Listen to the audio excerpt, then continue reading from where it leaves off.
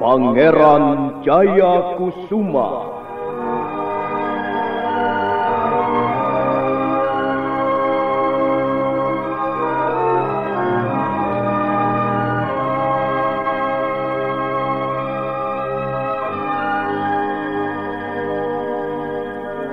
Sebuah serial drama radio yang dipersembahkan oleh Teater Sanggar Cerita dan Sanggar Prativi bekerja sama dengan PT Bayer Indonesia.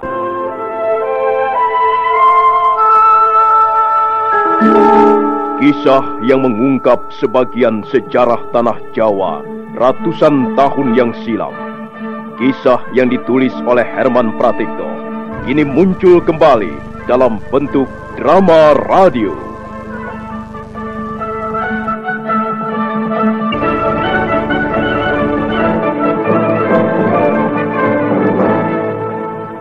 Naskah disusun dan diolah oleh S. Tijab.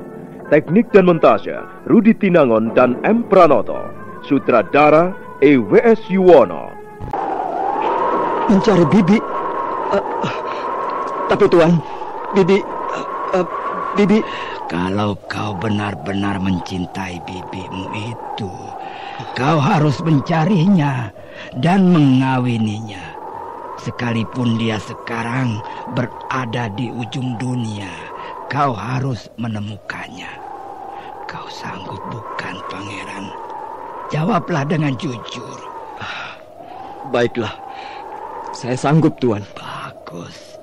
Dan keempat, dalam perjalanan hidupmu nanti, kau akan berjumpa dengan orang-orang. Dan di antara mereka pastilah ada penjahat, manusia berhati busuk. Nah, kau harus menggunakan ilmu kesaktianmu itu untuk memberantas kejahatan, untuk menegakkan kebenaran dan keadilan di muka bumi ini. Apakah kau juga menyanggupi permintaanku ini, Pangeran? Saya sanggup, Tuan. Kemudian yang terakhir, yang kelima, kalau aku mati, tolong kuburkan di tempat ini. Kuburkan sebaik-baiknya dan ikut sertakan 2 bilah pisau panjangku ini.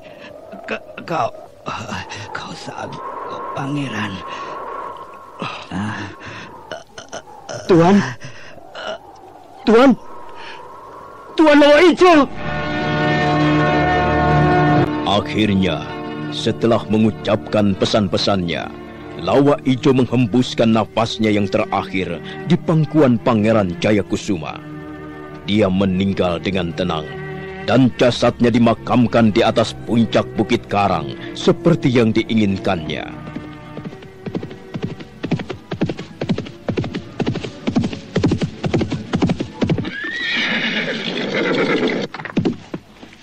Bercak-bercak darah itu masih ada, Kakang. Lihat. Menuju ke arah mana, Adiwil Watikta? Ke sana, Kakang. Ke arah puncak Bukit Karang itu. Mau apa dia ke sana? Mungkin ada yang mau dilakukan di sana. Baik, mari kita cari ke atas puncak Bukit Karang. Aku masih penasaran kalau belum melihat bangkai Jayakusuma.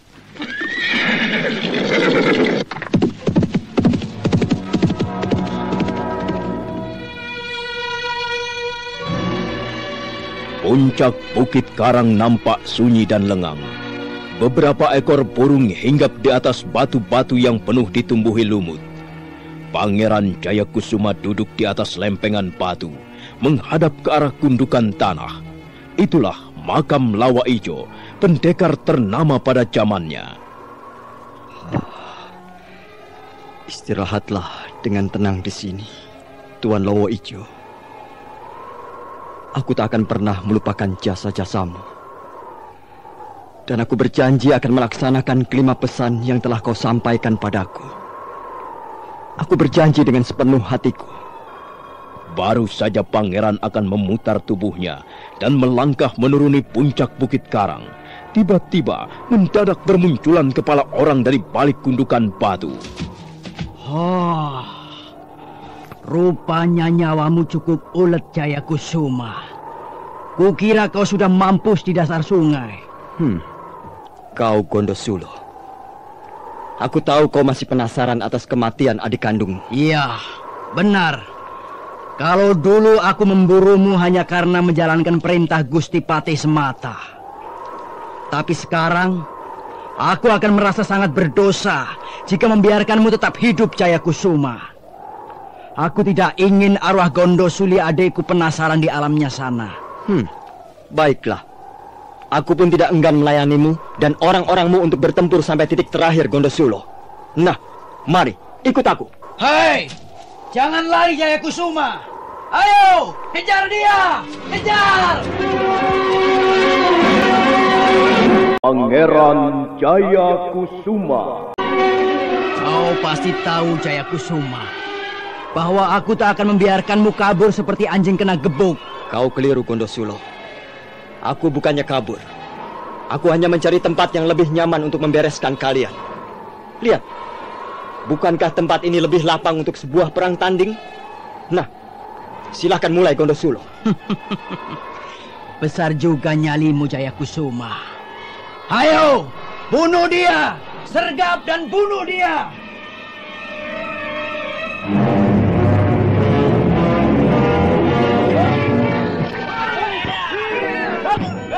Sekitar 20 orang segera menyerbu Pangeran Jayakusuma dari berbagai jurusan. Dengan lincah Pangeran Jayakusuma menyambut serangan mereka. Pedang Pancakumara berkelebat ke kiri kanan, mendesing dan kadangkala berputar kencang menangkis babatan pedang lawan. Beberapa orang telah jatuh menjadi korban. Darah mulai membasahi rumput ilalang yang tumbuh di puncak Bukit Karang. Ilmu pedangnya luar biasa, Kakang. Biar bagaimanapun hebatnya Jayakusuma, aku tidak akan gentar menghadapinya. Aku harus membalas kematian adik kandungku. Hutang nyawa bayar nyawa.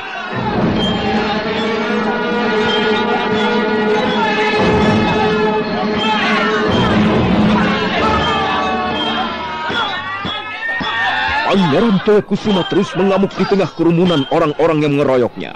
Setelah beberapa saat lamanya, nampak pertempuran menjadi berat sebelah. Para pengeroyok hanya tinggal 4 orang lagi. Dan Pangeran Jayakusuma sudah benar-benar kesetanan. Pedang Pancakumaranya seperti haus darah.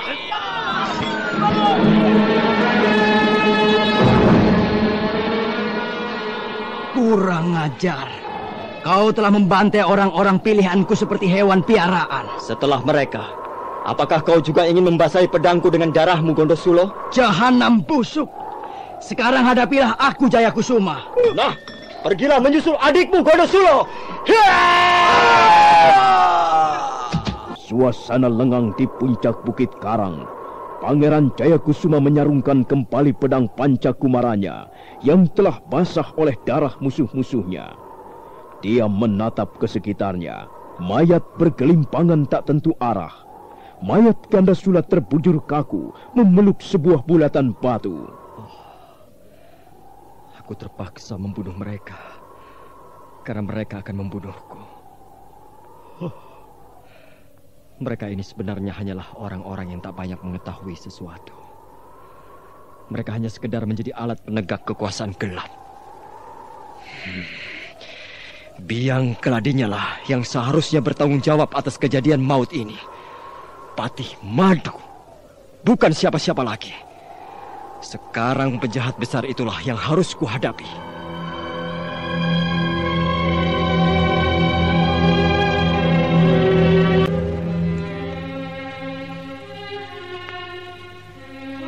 Bagaikan seekor kijang terkejut melihat pemburu, Pangeran Jayakusuma segera melompat menuruni puncak Bukit Karang. Matahari senja kemerah-merahan. 2 ekor burung beterbangan di udara pulang ke sarangnya. Pangeran Jayakusuma terus berlari dan berlari. Sebentar kemudian, bayangannya lenyap di telan kegelapan malam. Tengah malam, Pangeran Jayakusuma tiba kembali di Istana Bukit Bunga. Bulan mengambang di langit dan hawa dingin bertiup di sela-sela pohon.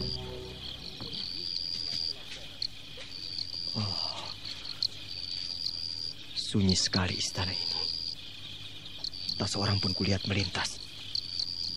Kemana orang-orang itu? Tempat ini menjadi sangat menyeramkan. Seperti istana siluman saja. Tak ada orang, tak ada lampu, tak ada sesuatu yang hidup. Pasti mereka telah pergi. Berdebah Patih Madu. Dia benar-benar licik.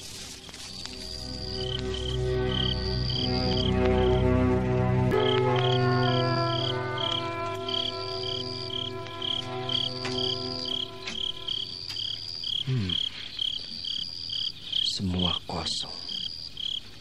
Tak kutemui seorang pun yang bisa kumintai keterangan. Ruangan ini bukankah ruangan peraduan Patih Madu? Patih Madu jahanam busuk, pengecut, tak tahu malu.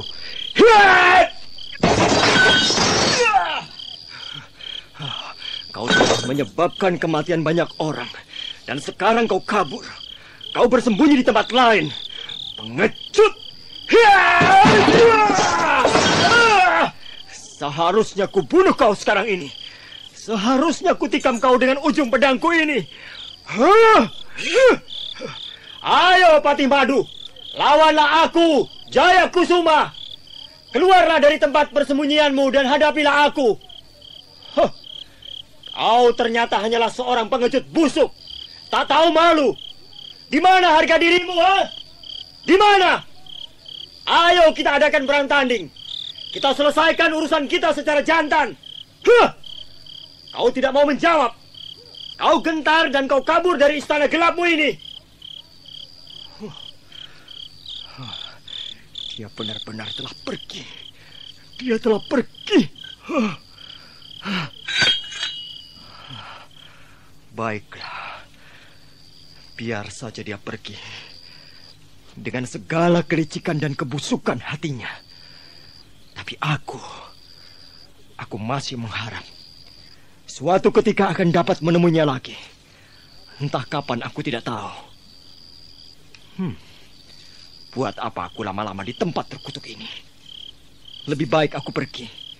Ya, aku akan melaksanakan pesan Tuan Lowo Ijo yang pertama. Aku harus melatih tenaga saktiku agar mencapai tingkat sempurna. Kalau begitu, aku harus menghilang untuk sementara waktu. Aku akan mencari tempat yang aman, yang tersembunyi.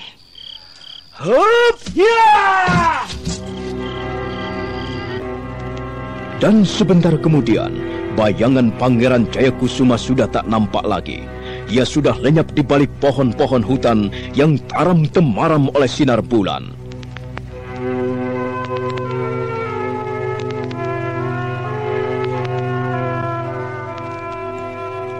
Kita tinggalkan Pangeran Jayakusuma yang sedang melatih tenaga saktinya di suatu tempat yang tak seorang pun mengetahuinya. Kita beralih ke Desa Seganggang. Desa Seganggang terletak di sebuah lembah yang subur, yang kanan kirinya diapit oleh suasana pegunungan. Desa ini letaknya di sebelah barat laut kota Majapahit, bertetangga dengan Desa Panitikan. Desa yang banyak menghasilkan tanaman sayur-sayuran dan buah itu sudah beberapa minggu ini kelihatan sunyi. Tak banyak orang keluar rumah untuk berdagang atau memenuhi keperluan lainnya.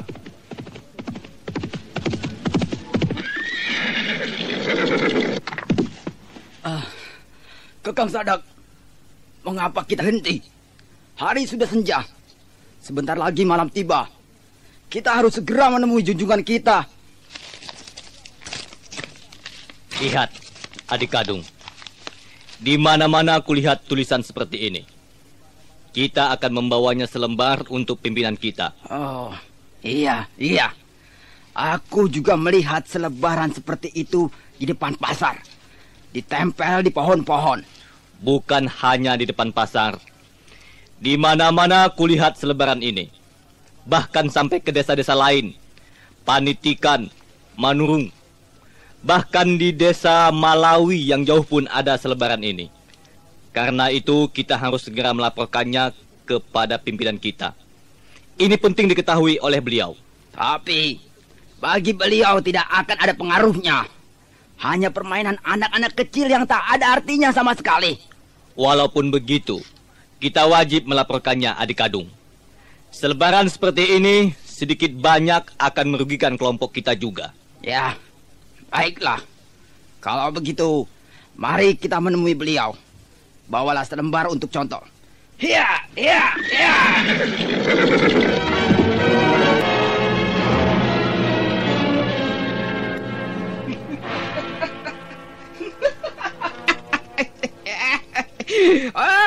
Orang-orang bodoh. Mereka sudah kehilangan cara untuk menghadapi macan kuping. Lalu membuat sayembara. Coba kau baca sekali lagi, Sada. Baca. Aku ingin mendengar sekali lagi bunyi selebaran sayembara itu. Baik, tuanku. Pengumuman. Disediakan hadiah 400 ringgit bagi siapa saja yang bisa menangkap hidup-hidup penjahat besar yang bernama macan kuping. Adapun ciri-ciri penjahat itu sebagai berikut. Tubuh tinggi besar, rambut gimbal, dan suaranya besar lantang. Masih kurang. Mengapa mereka tidak menulis cambangku yang lebat ini? Dan kumisku yang tebal ini, dan wajahku yang tampan ini, ya?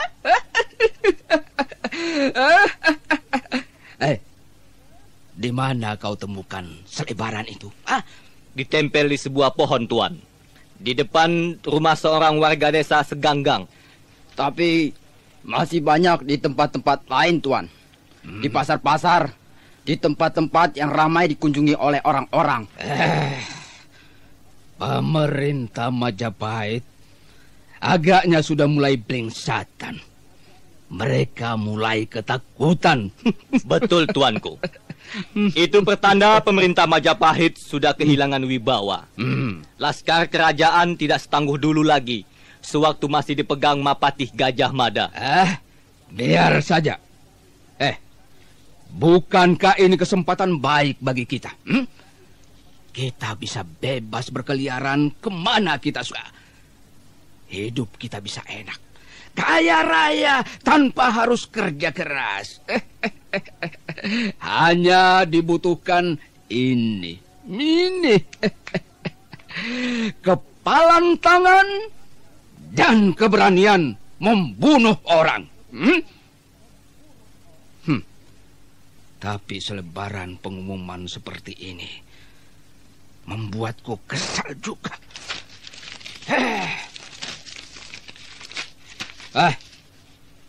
Bagaimana pendapatmu, Sada? Saya rasa hal itu tidak bisa kita biarkan, Tuan. Soalnya kalau sampai berlarut-larut, ada lebih banyak lagi selebaran. Dan semua orang ikut membaca pengumuman sayembara ini. Berarti kewibawaan Tuan terancam. Iya.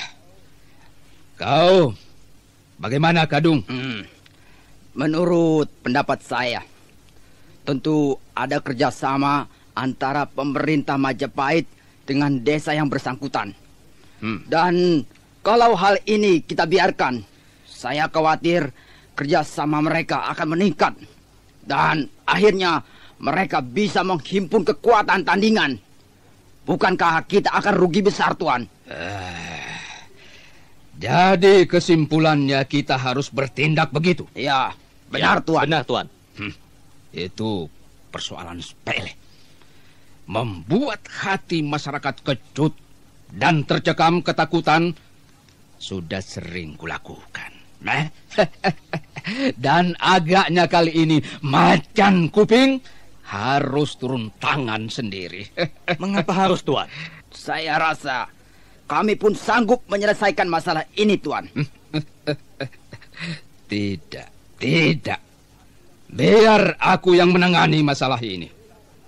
Desa Seganggang akan kuberi pelajaran yang sangat berharga. Orang-orang yang berani menempelkan selebaran sayembara itu akan segera menanggung akibatnya. Orang-orang bodoh, orang-orang tolol, mereka akan mati secara konyol. 400 ringgit. 400 ringgit. Orang-orang pasti akan ngiler melihat uang sebanyak itu. 2 musim panen belum tentu akan menghasilkan uang sebanyak itu. Hei, pelayan.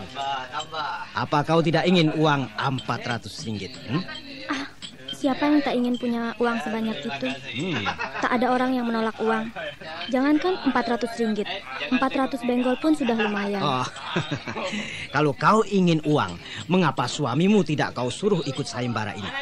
Lihat, ada sayembara besar dan hadiahnya akan dibayar langsung oleh pemerintah Majapahit.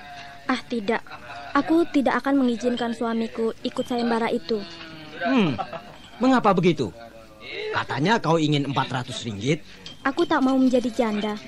Dan kukira tak seorang wanita di desa ini yang mau menjadi janda karena suaminya terbunuh. Hei, bagaimana bisa begitu? Pokoknya tidak. Aku tak berminat. Dan kukira tak seorang pun yang berminat. Kalau begitu, banyak warga desa kita ini yang bodoh. Tidak bisa melihat kesempatan bagus. Tidak bisa jadi orang kaya. Selamanya akan tetap melarat karena takut menjadi orang kaya. Sudahlah, jangan bicara soal itu lagi. Bicara yang lain saja. Justru inilah pembicaraan yang menarik. Coba dengar. Lihat. Pengumuman.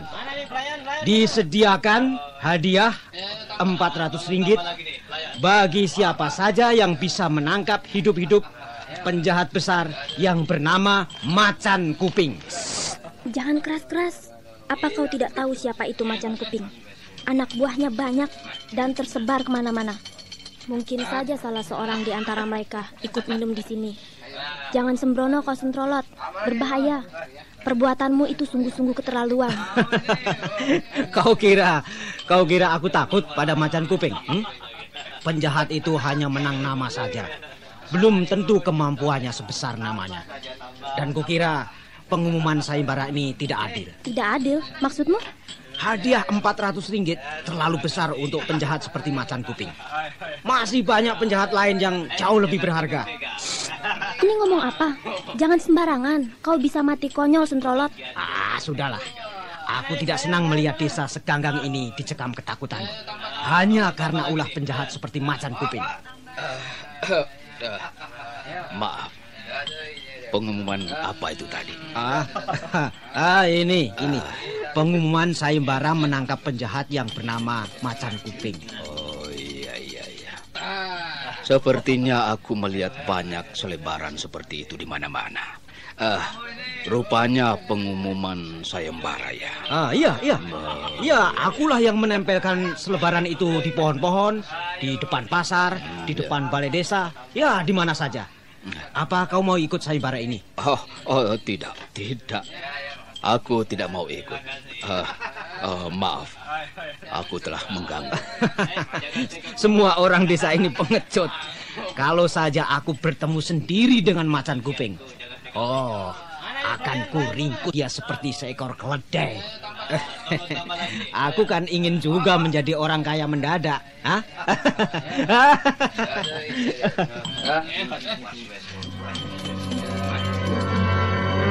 Pangeran Jayakusuma.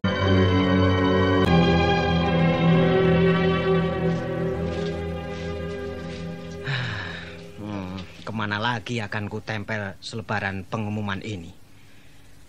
Sepertinya sudah merata di seluruh desa. Maaf, aku takut jalan sendiri. Marilah kita jalan sama-sama. Bukankah kau yang di rumah minum itu tadi? Iya, benar. Rumahku masih jauh. Hari sudah terlanjur gelap begini. Aku takut jalan sendiri. Kita jalan sama-sama saja ya. Aku masih harus menyelesaikan tugasku. Lihat, masih ada 4 lembar pengumuman yang harus kutempelkan. Aku tahu pohon yang tepat untuk menempelkan selebaran pengumuman sayembara itu. Pohon yang mana? Ayo tunjukkan. Ayo. Mana? Rasanya semua pohon sudah aku tempel. Tidak ada yang kelewatan. Aku membawa 40 lembar. Sekarang tinggal 4 lembar. Tapi, ya barangkali kau benar. Pohon yang sana itu masih kosong. Ngomong-ngomong, mengapa kau takut jalan sendiri? Jangan ikut-ikut menjadi pengecut seperti orang-orang desa sini. Apa yang perlu ditakuti Kuping itu? Dia kan manusia juga, seperti kita. Iya, kabarnya dia memang manusia biasa, bukan hantu atau demit.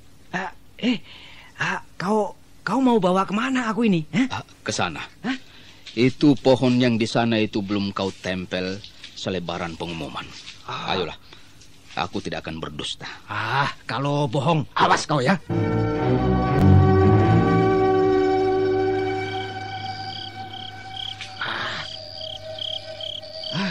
Pohon yang mana?